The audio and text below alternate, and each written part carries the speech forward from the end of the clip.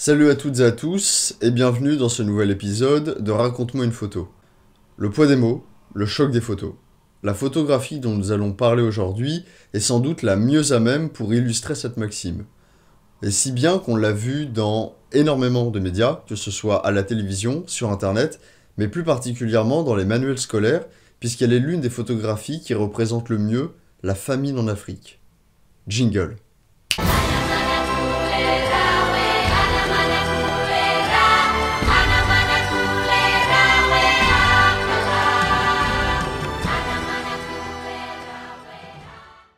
Nous sommes en 1993 et le Soudan est encore un pays unifié sur le papier et sur le papier seulement. En effet, la guerre civile ravage le pays et a causé plus d'1 million de morts. Le pays est divisé en deux mondes totalement différents. Au nord, une population de 19 millions d'habitants, arabisés et de confession musulmane, qui règne sur le pays. Au sud, une population de 6 millions d'habitants, d'Africains chrétiens et animistes, c'est-à-dire qui croient aux âmes et aux esprits. Religion, langue, culture, histoire, tout oppose ces deux parties du Soudan. Et lorsque l'on s'intéresse aux racines de ce conflit, on arrive à la fin du 19e siècle, lorsque l'empire colonial britannique accroît justement ces tensions entre ces deux parties du Soudan pour régner sur le pays tout entier. Le Soudan est le plus grand pays d'Afrique. Le colonialisme l'a doté de frontières arbitraires. Il est le lieu d'une rencontre brutale entre l'Afrique blanche musulmane et l'Afrique noire traditionnelle. Le Soudan aurait surmonté ce problème si l'occupant britannique n'avait pas dressé une frontière invisible, mais néanmoins hermétique, entre les deux parties du pays, afin de prévenir la contagion du nationalisme arabe. Tout a été mis en œuvre pour empêcher les contacts entre les deux populations, et l'instruction publique a été confiée aux seuls missionnaires. Puis, en 1955, la population du Nord impose son mode de vie à celle du Sud, qui se rebelle contre l'oppression politique, économique, culturelle, religieuse et raciale que l'on lui impose. Cela va engendrer une guerre civile qui va durer pendant plus de 17 ans, jusqu'en 1972. Et ce n'est pas l'indépendance du pays en 1956 qui va résoudre ou atténuer les problèmes, au contraire. Puisqu'en effet, le gouvernement de Khartoum, au nord du pays, ne va pas respecter la promesse faite aux provinces du Sud, qui était de mettre en place un État fédéral. Tout reste à faire pour cette population mise à l'écart, considérée comme étant de seconde zone. Quand le Soudan devint indépendant, son affirmation nationale passa par l'islamisation, sans tenir compte de la minorité chrétienne du Sud. À cette maladresse s'ajoute bientôt le comportement des administrateurs venus de Khartoum, qui instaurent un nouveau type de rapport colonialiste. Une première flambée de colère éclate, suivie d'autres incidents sanglants. La vendetta se transforme en guerre civile larvée, provoquant une répression souvent impitoyable et le départ massif de réfugiés vers l'Ouganda. En 1983, la guerre reprend lorsque le président Nimeri impose la loi islamique, c'est ce qu'on appelle la charia, à l'ensemble du pays. Cette décision, controversée au sein même de plusieurs groupes musulmans, va entraîner la seconde guerre civile soudanaise qui se terminera officiellement en 2005. En 1983, le gouvernement de Khartoum veut diviser la région du Sud en 3 régions et imposer la charia sur l'ensemble du territoire afin de recentrer son pouvoir. Et d'autre part, c'est à partir des années 80 que l'on découvre du pétrole dans la région. Or, l'essentiel des ressources sont au Sud, mais c'est le Nord qui capte les bénéfices tirés de l'exploitation sans procéder à la redistribution. La rébellion du Sud s'organise autour de l'Armée populaire de libération du Soudan, la SPLA, dirigée par John Garang, qui est un Dinka. À l'époque, l'objectif, ce n'est pas l'indépendance du Soudan du Sud, mais plutôt une autonomie accrue. Alors, petite parenthèse qui me semble primordiale d'évoquer, on parle de guerre de religion pour qualifier ce conflit qui oppose le nord islamique et le sud chrétien. Or, c'est à nuancer et à relativiser, puisque si effectivement le nord est islamique, l'inverse, c'est-à-dire le sud, il est animiste à très grande majorité, et il y a effectivement une minorité chrétienne. Donc ce n'est pas tant une guerre de religion qu'une guerre, plutôt même une opposition entre deux cultures qui sont antinomiques. Au nord, on a une culture arabo-musulmane, et au sud, on a plutôt une culture tribale et traditionnaliste. Donc, fuyant les horreurs de la guerre civile, des centaines de milliers de Sud-Soudanais vont chercher refuge dans les villes ou les pays voisins. Parmi tous les cas de pénurie alimentaire dans le monde, tous les pays en vert, rares sont les situations uniquement imputables à des causes naturelles, sécheresse ou inondations. Au Soudan, cet été encore, la famine a touché des milliers de personnes, mais la sécheresse n'explique pas tout. Dans ce pays, il arrive que la guerre utilise la famine comme une arme. La faim sert à supprimer des populations gênantes ou à attirer l'aide alimentaire en vue de la détourner. C'est dans ce contexte difficile que le photographe sud-africain Kevin Carter, alors âgé de 33 ans, va rentrer dans l'histoire du photojournalisme avec ce cliché. Fils d'immigrés anglais installés dans la mégalopole sud-africaine, Kevin Carter va très rapidement abandonner son métier de photographe sportif pour s'intéresser à l'apartheid et plus particulièrement aux exactions commises par le gouvernement sud-africain contre les Noirs dans les townships. Par la suite, au début des années 1990, il va fonder avec 3 confrères sud-africains le Bang Bang Club qui va permettre de récolter d'énormes quantités de témoignages durant les dernières heures de l'apartheid. Maintenant que l'on a vu le contexte, on va s'intéresser à l'histoire de la photographie et cela commence en mars 1993 lorsque Kevin Carter se rend dans un petit village du sud du Soudan, Ayod.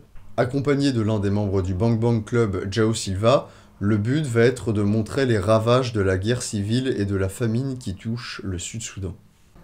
Arrivé au village, il y voit cet enfant, émacié, visiblement à bout de force, gisant à terre, vaincu par la faim. L'idée qu'il vit ces derniers moments est renforcée par la présence menaçante, derrière lui, d'un vautour, ces rapaces qui sentent la mort venir. Kevin Carter attend même une vingtaine de minutes, espérant que le charognard déploie ses ailes, afin d'accentuer encore plus la force de cette image. En vain.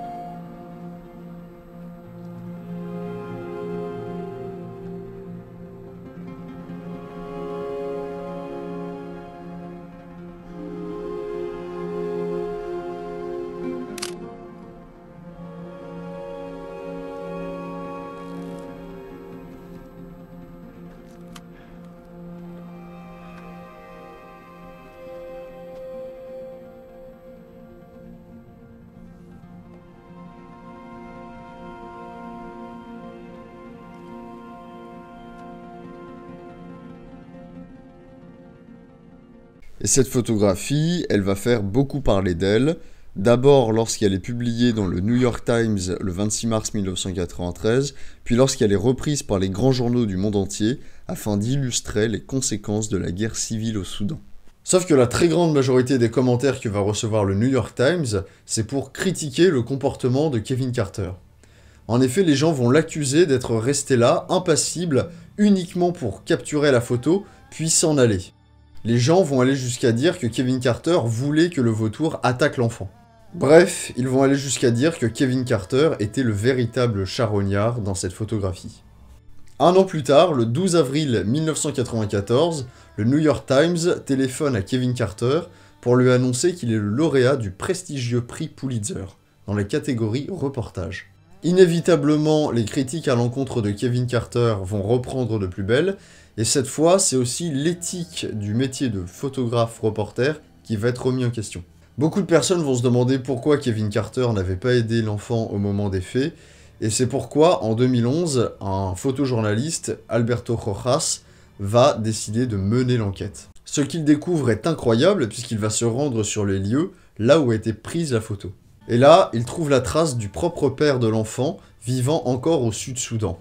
Sur place, personne ne sait que cette photo a fait le tour du monde et qu'elle a été l'objet d'un énorme scandale. La présence du vautour ne choque personne, puisqu'en fait ils sont très présents dans cette région du monde, et au fur et à mesure de l'enquête, toutes les accusations contre Kevin Carter vont se voir réduire à néant. Et là on en apprend un petit peu plus sur l'enfant.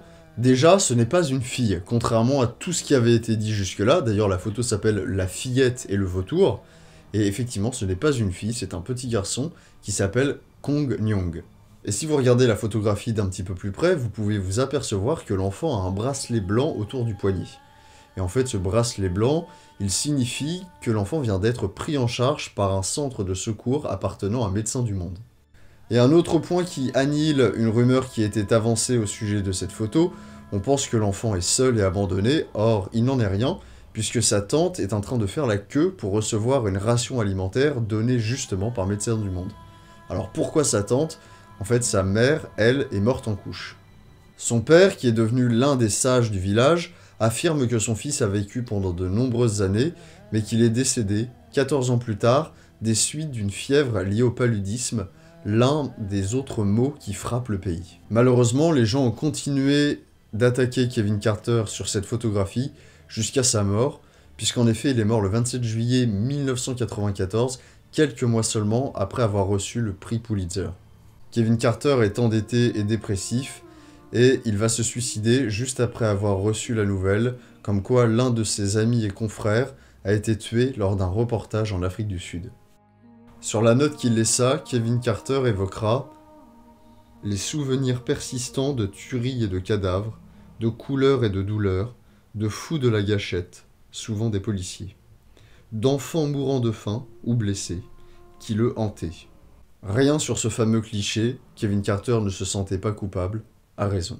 Aujourd'hui, la photographie de Kevin Carter symbolise tout le travail du photoreporter. Observer l'horreur pour mieux la combattre. Cette photographie est primordiale, tant dans son aspect purement visuel, où elle illustre d'un coup d'œil toute l'horreur de la famine qui frappe le Soudan. Comme je vous le disais en introduction, le poids des mots, le choc des photos. Cette photo en est l'exemple parfait, puisqu'elle a suscité un regain d'intérêt pour la cause soudanaise, et plus généralement pour la famine en Afrique. Elle a, à elle seule, eu autant d'impact que les milliers d'articles rédigés sur le sujet jusqu'alors. C'est l'une des raisons pour lesquelles j'ai créé cette chronique, parce que je pense qu'il est clairement important de garder son esprit critique, de ne pas tomber dans l'émotionnel, facile, simple. Il faut toujours s'interroger sur l'avant, l'après d'une photographie. Parce qu'en fait, une photo, c'est comme des mots, ça peut être orienté, ça peut être instrumentalisé, ça peut être mal interprété, ça peut être sorti de son contexte. Bref, c'est un tout, une photographie. Il faut s'intéresser à tout son contexte. Merci de m'avoir regardé. J'espère que Raconte-moi une photo vous plaît. N'hésitez pas à soutenir le projet en vous abonnant, en partageant la vidéo, surtout en partageant. Et merci encore de regarder. Il y a de plus en plus de viewers, donc je suis très content. Et ciao.